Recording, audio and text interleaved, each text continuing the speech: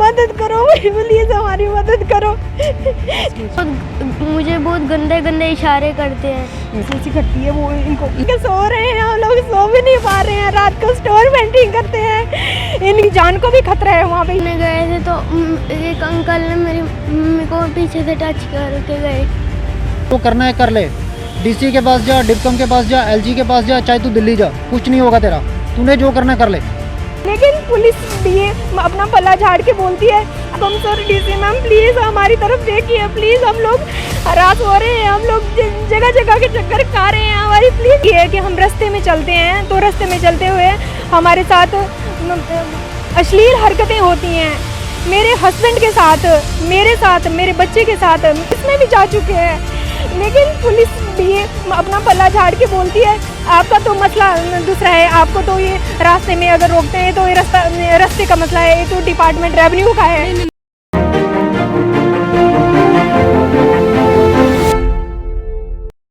आज मेरे साथ एक फैमिली है, इनके साथ में कुछ हुआ है। अब ये हुआ क्या है पूरी बात आपको बताने की कोशिश करेंगे, पर सबसे पहला सवालिया निशान ये है कि आज तहसीलदार इनके पास आते हैं। जैसे ही तहसीलदार इनके पास आते हैं वो कहते हैं कि भैया जिसके पास जाना है जाइए, हमें किसी बात का डर नहीं है, चाहे वो एलजी हो, चाहे वो डिफकॉम हो या डीसी हो।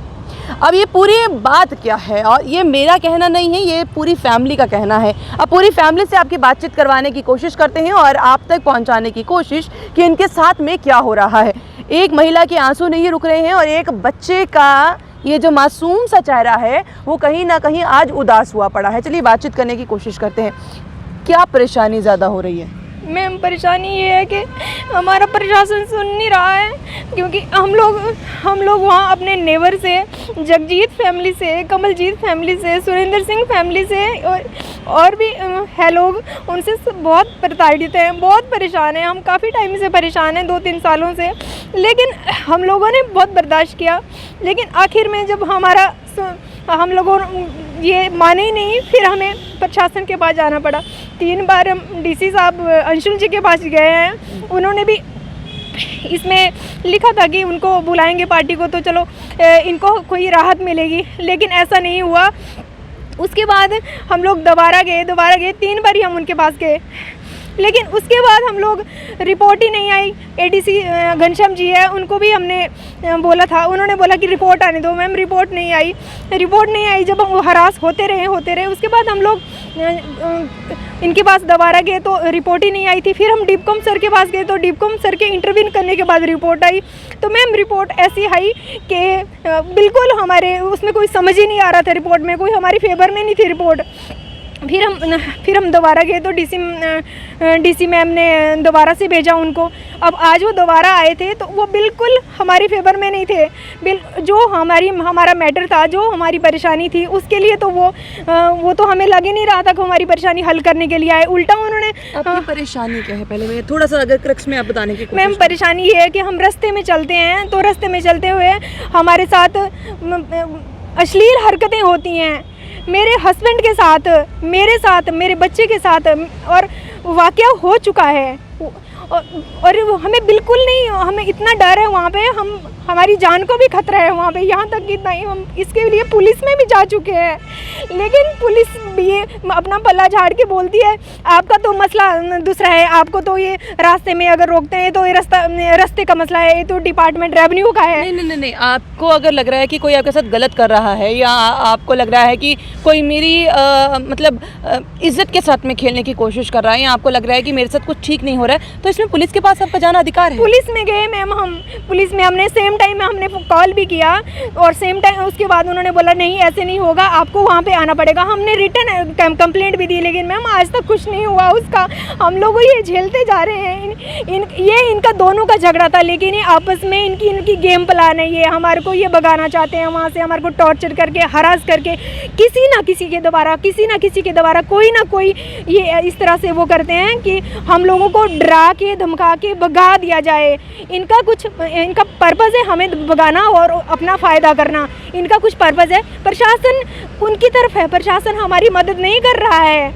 हम ये बोलते हैं कि डीसी मैम ने तो बोला है इनको, लेकिन आगे जो तहसीलदार हैं, तहसीलदार सुनता ही नहीं है। डीसी मैम ने बोला इनको सुनो, यानी कि डीसी डिवकॉम आपके फेवर में है, पर तहसीलदार आपकी बात सुन नहीं पा रहे हैं। डिवकॉम सर ने बड़ी प्यार से हमारी बात सुनी, उन्होंने सेम टाइम उनको रिपोर्ट करने के लिए बोला और हमें बड़ा अच्छा लगा उनसे। मेरे बेटे का भी उन्होंने बयान लिया और उन्होंने अच्छे से वो किया, हमें दिलासा दिया। हम बहुत खुश थे, हम घर आए तो बहुत खुश थे हम लोग। हमें लगा था कि अब कुछ होगा, हमारा हल होगा कुछ, लेकिन नहीं, ये जो तहसीलदार है ये गलत कर रहा है और इसने बहुत बुरा व्यवहार किया हमारे साथ वहाँ पे। और ये हमें धमकियाँ दी इन्होंने भी हमारे को, जो ये हमारे लोग हैं, नेबर है, इन्होंने कमलजीत वगैरह ये बदतमीजियाँ कर रहे थे बाहर। हम घर के अंदर थे, हमारे लिए गलत बातें बोली जा रही थी ताकि किसी न किसी तरह से इनको प्रताड़ित किया जाए, डराया जाए बेशर्मी से किसी तरह से।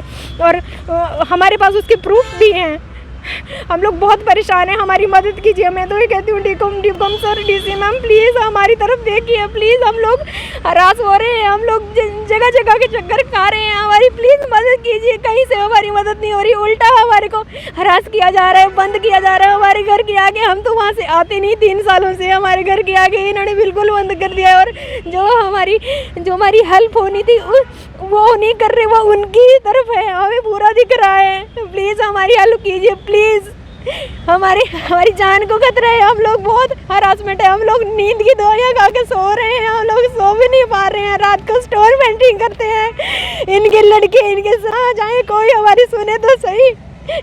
प्लीज़ आपसे भी हम यही कहना चाहते हैं कि प्लीज़ हमारी मदद करो, प्लीज़ हमारी मदद करो। बस कीजिए, कहीं ना कहीं ये दरख्वास्त हो रही है डिवकॉम, डीसी, ताकि उनकी बात को सुना समझा जाए। मैं आगे बात करती हूँ। आज जब तहसीलदार साहब आपके पास आए, पूरा मसला क्या हुआ, पूरी बात क्या हुई? ये एक रिपोर्ट थी, जो रिपोर्ट आई डिवकॉम सर के कहने पे। उन्होंने जब हम मिले उनसे, उन्होंने उसी टाइम किया, तो आधा घंटा क्या 15 मिनट में तहसीलदार साहब घर पे पहुंच गए। मैं उनके ऑफिस से घर पहुंचा। आपको अच्छा लगा होगा कि बहुत, तो हमें अच्छा लगा कि चलो उनके कहने से तहसीलदार साहब आए तो सही, लेकिन आते ही उन्होंने बोला कि ये तो पुराना ऑर्डर है, इसका कुछ नहीं हो सकता। तो हमने फिर भी सोचा कि चलो रिपोर्ट तो इन्होंने भेजनी है, रिपोर्ट भेजेंगे, उसके बाद ही पता चलेगा क्या आएगा। जब उन्होंने रिपोर्ट भेजी तो रिपोर्ट सेटिस्फाई नहीं थी। फिर हम डीसी मैम के पास गए, उनको एप्लीकेशन दी, उनको बोला कि तहसीलदार सर ने रिपोर्ट नहीं दी, क्योंकि 11 महीने से वो वैसे ही प्रताड़ित कर रहे थे हमें। 11 महीने से उन्होंने रिपोर्ट नहीं दी, तो वो उसका गुस्सा उन्होंने निकाला जो उनको फ़ोन वहाँ से आया डिवकॉम के सर से। तो हमें कहते हैं कि जो करना करो, आज आए। आज उन्होंने हमारी तो बात ही नहीं सुनी, जो हमारा आगे रास्ता है उसको भी कम करके चले गए। कहते आपके रजिस्ट्री में 10 फुट है, 10 फुट ही मिलेगा, उससे फालतू नहीं जाएगा। तो मैंने कहा सर टर्न तो छुड़वाओ, और कम से कम टर्न है जिस बाथरूम के लिए आप आए थे तोड़ने के लिए, उसको तो आप देखो। कहते वो 10 फुट पे है ना, वो उनकी ज़मीन में है, तो वो टर्न नहीं छूटेगा, वो बाथरूम टूट ही नहीं सकता। तो ये मतलब हम हिंदू वहाँ बैठने से हमें इतनी प्रताड़ना मिल रही है कि हमें लगता है कि हमें हिंदू होना ही गुनाह हो गया। डिवकॉम सर इतने अच्छे थे, उन्होंने अच्छी तरह बात की, अच्छी तरह उन्होंने फॉलोअप लिया। डीसी मैम ने हमें समझा, बात सुनी। इतना सुनने के बाद भी लेकिन तहसीलदार सर सुनते ही नहीं कुछ भी। क्यों? पता नहीं उनको क्या है, ऐसा उनका दिमाग है जैसे वो डिवकॉम सब से भी ऊपर है। ऐसा लगता है जैसे वो सीएम है।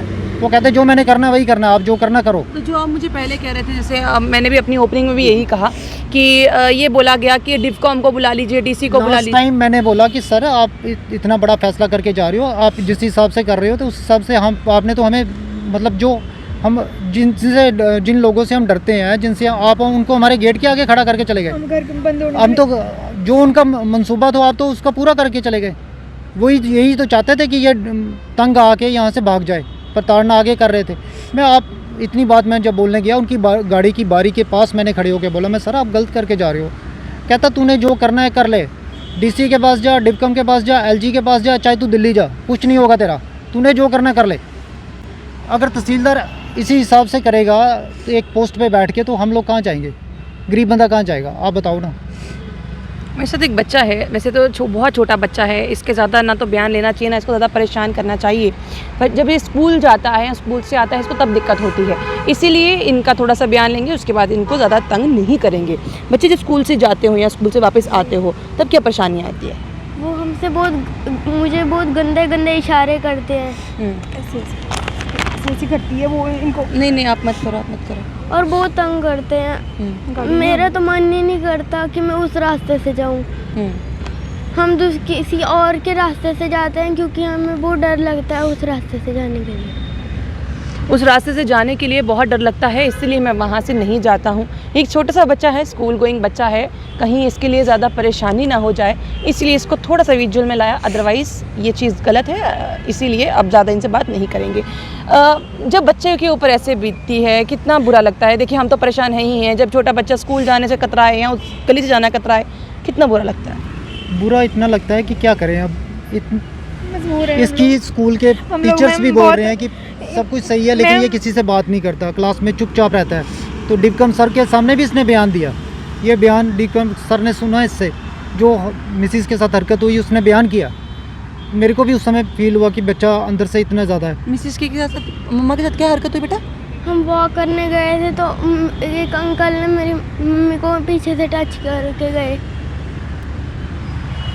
तो इतनी प्रताड़ना कर रहे हैं। ये एक फैमिली है पूरी, ये 30-40 बंदे हैं जो इनकी फैमिली के हैं। एक इनकी फैमिली के पूरे जो घर हैं ना वहाँ पे, यही सारे चाहते हैं कि हम लोग यहाँ से भाग जाएं, क्योंकि इनका मंसूबा है हमारा मकान सस्ते भाव में लेना और निकाल देना। क्योंकि इन्होंने हमारे साथ वाला प्लाट है वो ले लिया, क्योंकि पहले इनकी ज़मीन बिक नहीं रही थी। इनकी ज़मीन बिक नहीं रही थी, जब नहीं बिक रही थी तब मैंने 11 में ली।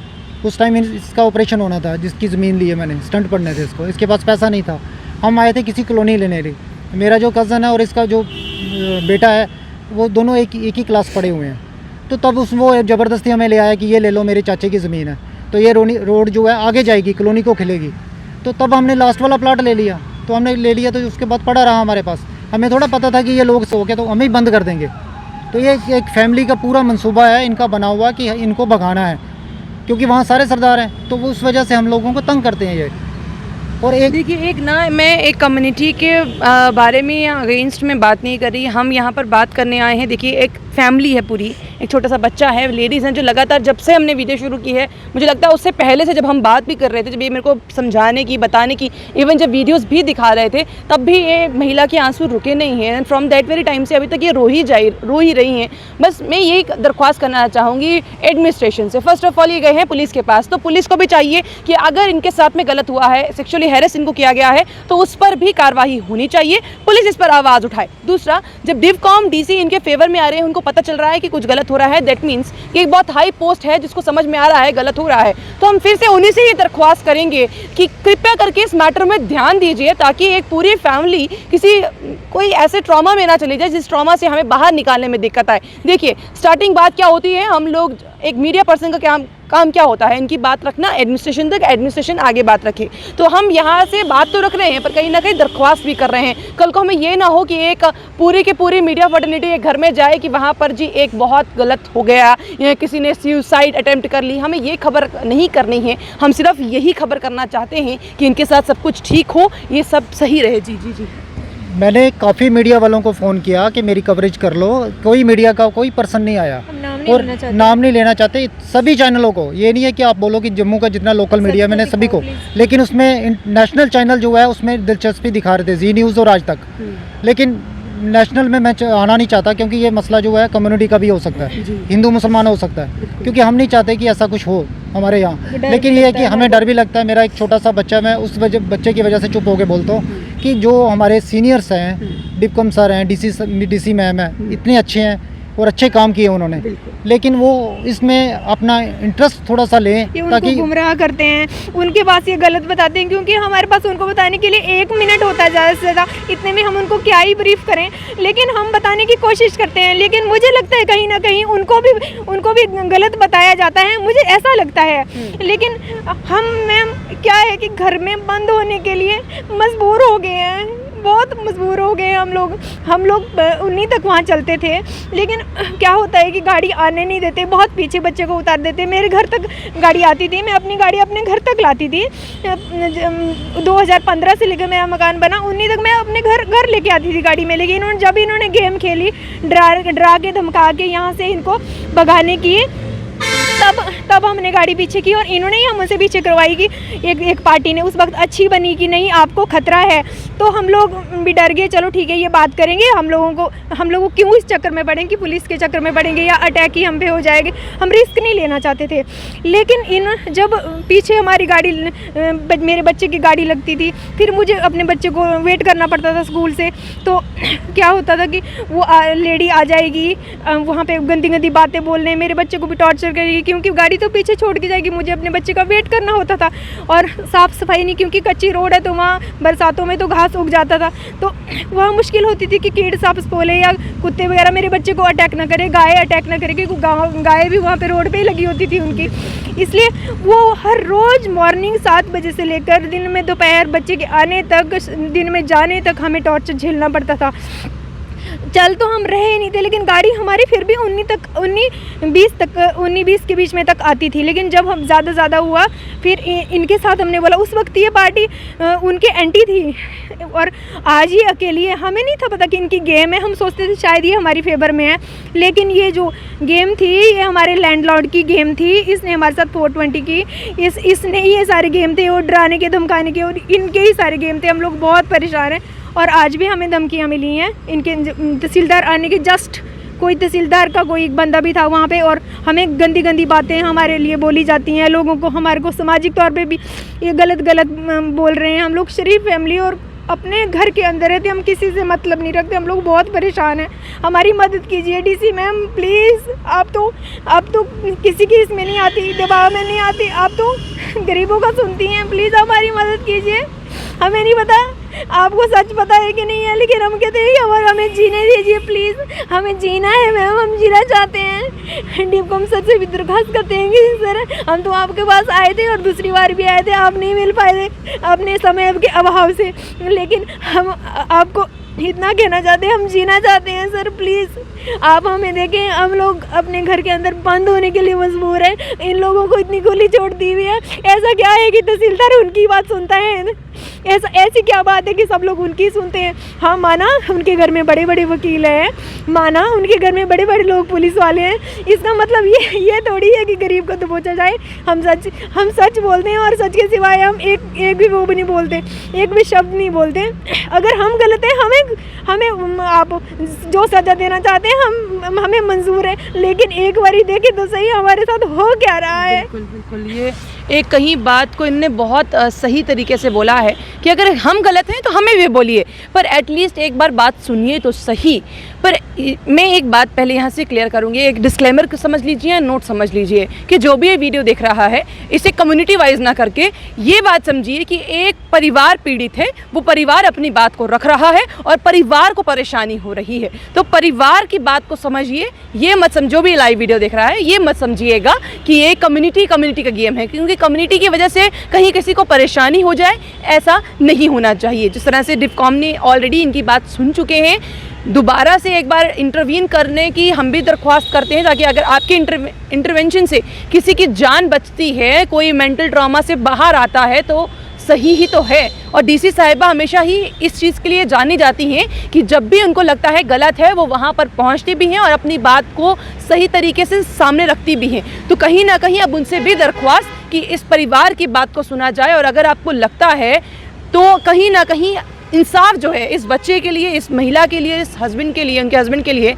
ज़रूर किया जाए। आपको क्या लगता है अपनी राय कमेंट बॉक्स में ज़रूर रखिएगा। तब तक के लिए बने रहिए धनकट रति के साथ।